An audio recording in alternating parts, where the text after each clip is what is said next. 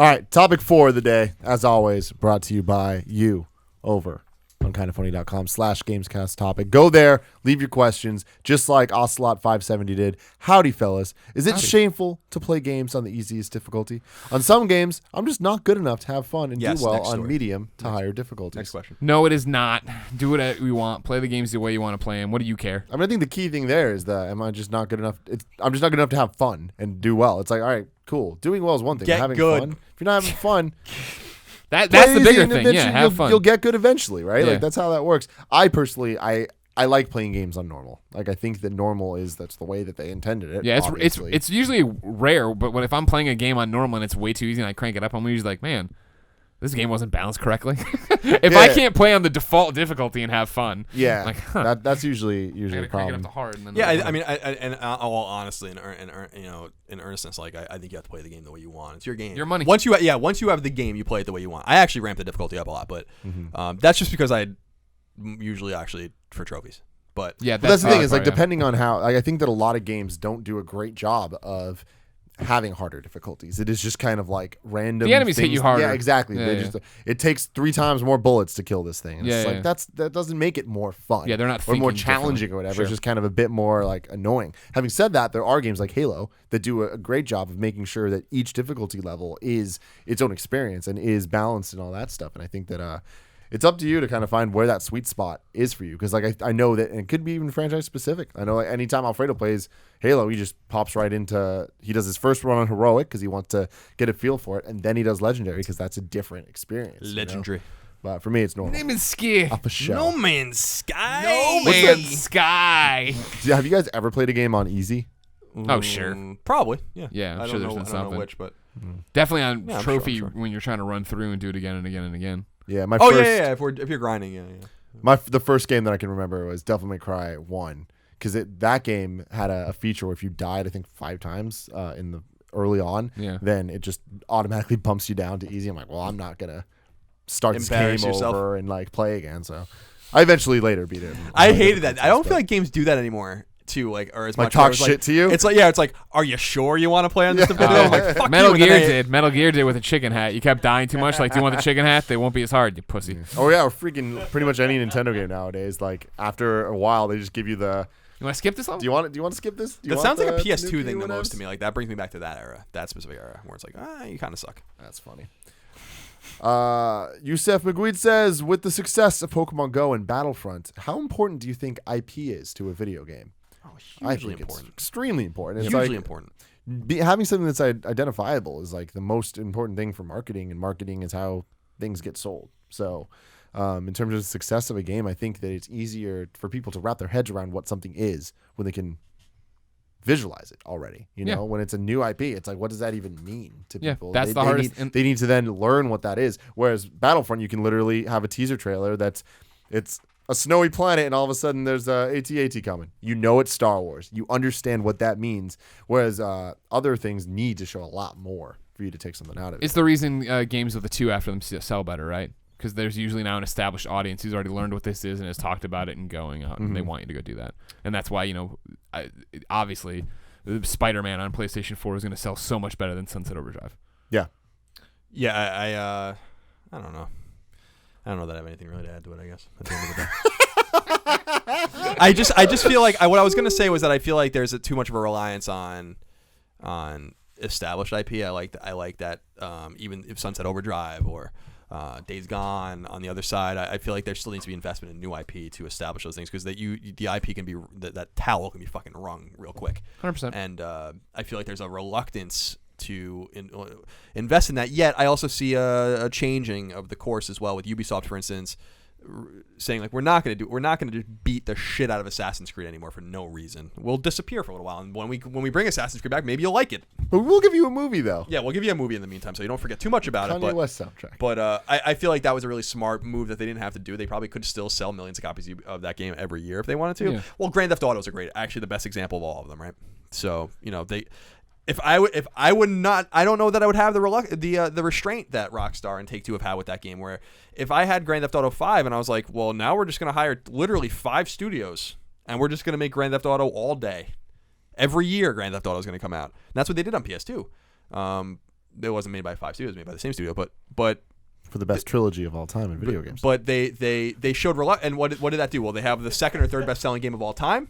They made billions of dollars in profit, and they have this sacred IP, and they know that when they release Grand Theft Auto 6, it's going to be a massive deal, and they'll sell. They might have sold 20 million copies of all those games, but the next one they'll invest less money in making it, and they'll make more money on the back end. So I think that there's ways to really respectfully treat the IP as well. And keep in mind too that going back to the well on an IP doesn't necessarily mean that you don't get to make new ones. Look at Naughty Dog, right? They make all these Uncharted, that opens the door for a Last of Us. You're making enough money, you've established yourself, go do this. Same thing you assume now with Sucker Punch, right? You made a bunch of Infamouses, people understand who you are. You assume next one's going to be a new IP, go make it. Yep. Joy Benoodles. Joy Benoodles. Follow-up question to the last one. Newman Sky. What do you think about that potential Telltale Mr. Robot game? I don't know what to make of this yet. I think by the time, well, maybe not by the time this actually airs, but around that time we'll probably have information on it. I find it hard to believe that Telltale is going to make a Mr. Robot series, but they did make a, what was that, Wolf Among Us, which is arguably not nearly as popular as Mr. Robot. So that was also a different Telltale. Yeah. There's something like, so people have to understand that, and we talked about this on Colin and Greg, that all Telltale did was retweet Evil Corp, which is the E Corp, which is the corporation that they're going after in Mr. Robot, trying to hack. They just retweeted shit from those verified accounts about this app and all this kind of stuff that's going to be revealed at Gamescom and all that. If they make a Mr. Robot series, that's fucking bold and badass, especially because Mr. Robot's apparently his ratings are not very good this season. So. But I feel like I'm a little reluctant to think that they're making it. I feel like the ratings aren't great, but in our Venn diagram of video game friends and nerds and Mr. Robot fans, it feels like there's so much overlap. Every time you mention this show on Colin and Greg Live, the chat explodes. You know what I mean? I feel like you would find an audience for it here, and you've seen them do it with Game of Thrones. They like getting tied into these universes. Game of Thrones is huge. Like that's the thing. That's the thing I'm saying is like, Mr. Robot is a somewhat niche USA show. Sure. Game of Thrones is a marquee. They're working HBO with series. Batman and Marvel and Game of Thrones, and I had another Minecraft. They're working with huge IPs. And then Mr. Robot. I'm like, well, it just doesn't seem like. I mean, I would love that. I think that'd be cool. Would you play it though? Oh yeah, definitely. Mr. Robot's great, and I'm gonna play Batman. So I mean, I'm gonna wait till they all come out. But Batman, I'm really excited about. It looks great. I heard it doesn't run very well. Shocking, but I would play that. Yeah, I would be really into that. I just feel like that. There's got to be other things they could be doing, But maybe they want to, do something. Yeah, something they're excited. They're about. passionate about. Yeah, I respect that. And the show is exceptionally written. So, Grocer's Pride says, this one's more directed towards Tim. Pokemon Go's huge, but I haven't really gotten into it. It's an occasional distraction for me, but I'm not compelled to play it. That said, the app inspired me to buy a 2DS on the cheap so I could play Pokemon Yellow, and I'm totally hooked for the first time since Pokemon Go came out. My question to you, as a lapsed Pokemon player, do you have any suggestions for the next Pokemon game I should play on my 2DS? Should I try to go in chronological order, or should I hop into the current iterations? Are there any must-play in the series? My favorite of all time is Gold and Silver, and the remakes on the DS, Heart Gold and Soul Silver, are, I think, by far the best Pokemon games. They're all good. They're all great, even. So it's like I don't think that there's any bad place to jump in. Black and White was really good. If you're only going to do one, I'd go Heart Gold and Soul Silver and go from there. I think that if you take the time playing those, that might lead up nicely to Sun and Moon coming out in November. Interested to see. I thought his question was going in a different direction. I thought he was going to ask about, because he said that Pokemon Go actually convinced him to play Yellow, and I was wondering if he was going into the direction of like, what do we think because we've talked about in the past what the bleed over is going to be from the Pokemon Go casual player. Will they buy a 2DS or a 3DS and play the new Pokemon games? I'll be really interested to see if there's some sort of data that's released. Early conversion on, data. And on Gamescast, I was saying I don't think it's going to have much conversion rate, but I think I'm going to kind of change my thoughts on that. I think that, seeing all these people play, like people that do not play games, I bet you we could convince Erin to play Pokemon. I don't think it would take too much. I mean, she would need a 3DS and stuff. Yeah, she can use mine. She'll play Invisimals.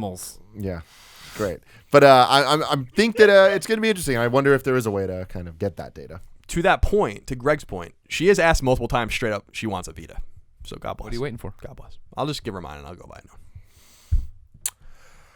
4533 says, is there a place for disabled or differently abled game journalists? I can only play games with one hand. If I were to review a game, would my opinion, specifically in regards to the controls, be just as valid as a review by an able-bodied journalist? I think there's a place for that. Yeah, I think it's you. I think you start your own though. You start your own thing. You do your own niche reviews. You get your own YouTube channel, your own site, your own .com. Isn't there a site called ablegamers.com that's about? Yes, but about I know they're rating games on how they are for disabled gamers. Yeah. So I mean, that sounds good. That sounds like an outlet. Yeah, I mean, I think that would be valid. And what I really like is that game developers seem to be. I mean, these aren't a lot of these.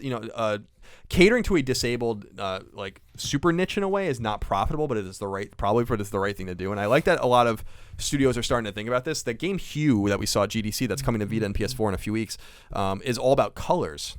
And remember, I asked him on the stream, I'm like, how can a colorblind person playing it, thinking I kind of not nailed them, but I was kind of like, gotcha, fuckers. But I was kind of like expecting an answer, which I thought would have been a valid answer. Would have been like, you can't play it. And I would have been like, okay, that's a valid answer because there's, but they're like, no, we actually thought about this and here's how you play it with you can't see color. And I was like, huh. Yeah. So what was the answer? They put like letters symbols on each one and symbols. Yeah. In terms of, is there a place for him at an IGN, a GameSpot, or whatever? I think there is. I don't know if you're on the review team necessarily. If you are, I think there's.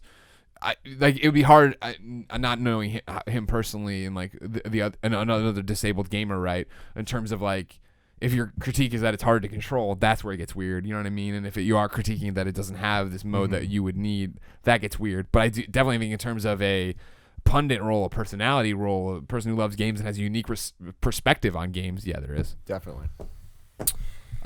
Big Time says, hey there, Tim, Colin, and Greg. With Zelda Breath of the Wild coming to both Wii U and NX, I'm presented with a dilemma. Do I play it on Wii U and miss the chance of possibly playing it on the go? Alternatively, I could wait and play it on the NX when it launches in March and miss out on being able to discuss my experiences with the day one crowd being on Wii U. How are you planning on playing Zelda? NX all the way, motherfucker. I feel like you might be a little misguided the day with and all date, of this. Yeah, supposedly day and date. So the day one will be on the NX if you get an NX. So I'm going to be playing on NX. I hope you are too. Playing on NX, on the plane, on the toilet, everywhere. I'll be playing on NX as well. Playing it while I fuck Kevin. Superflip says, hey guys, I host an annual video game tournament I call the Thunder Games. Nice. I try to pick games that are short and simple so that anyone can come and play regardless of skill level, i.e. Nidhogg, Dive Kick, Speedrun on Super Mario Level 1-1, etc. My question is this. What games do you think fit this category that I can include in the upcoming year's event? Star I Wall. have 3 rounds for 3 different games in each round and end with the semifinal and final for the top scores. Star Wall. Video Ball. Video Ball. Oh, Video Ball. Yeah. Hell yeah. Towerfall. Yeah. What was that? Overcooked. What was that game? Fuck. It's okay. Don't worry. I can't remember. I can't even think of it. It's like I'm trying to think of all What's these the one? Let's Plays we did. God, now I'm doing it. The one where we played at GDC as well. It was with the wireless controllers. We asked for him for advice on the wireless adapter. It was like we were in The volleyball one? No, where we in the Pantheon and we ran around with swords fighting each other. That was a good one. Oh, right. Go look at our Let's Plays. I know exactly what you're talking about. Yeah, just go look at the Let's Play. Arena. Arena. That's what it was. Right. Arena Gods. Arena Gods. There we Arena go. Gods. And then the one you were talking about was dodgeball, stickball or something like that. Or Yeah. Stick'em dodgeball or whatever. That was fun. That was great. That was great. But Star Wall. Final question comes from Malakath the Red. Hello. I was wondering if you guys think Level 5 will ever continue the Dark Cloud series. Colin. Yeah, I think it's possible. They released, I think, Dark Cloud 1 and 2 on PS4. Level 5 is a weird studio because they work on a lot of different things. They're doing Ni no Kuni 2. They're doing Layton. So they seem to have their hands full. I don't know like the rhyme or reason how they make how they make their games, but I think Dark Cloud 3 has always been kind of a point of discussion. Rogue Galaxy is another game that they did on PS2 that people really love that they can go back to. Level 5 is a pretty great developer. I mean, they did have misses. White Knight Chronicles was fucking trash. What are you talking about? Clements loved it. No, he didn't. That game. Can't we just say Clements sucks? Oh my god, I hate White Knight Chronicles. I hated it. So they have had misses, but I think it's possible. Dark Cloud is an interesting game, and I feel like in some ways a little bit ahead of its time. I forget. That's out now on PS2 Classics? I think they'll watch numbers on that for sure. Yeah, I think that Dark Cloud in its kind of like...